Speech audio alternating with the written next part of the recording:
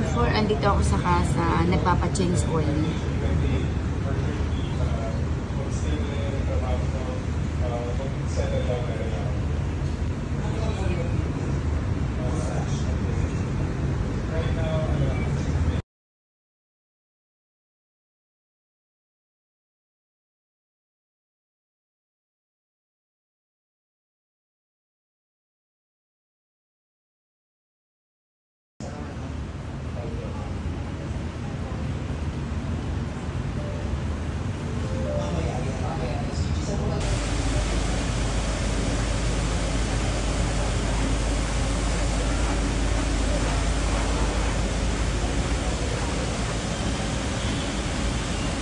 December, andito kami sa casa, tapos nang i-carwash at saka i-change oil.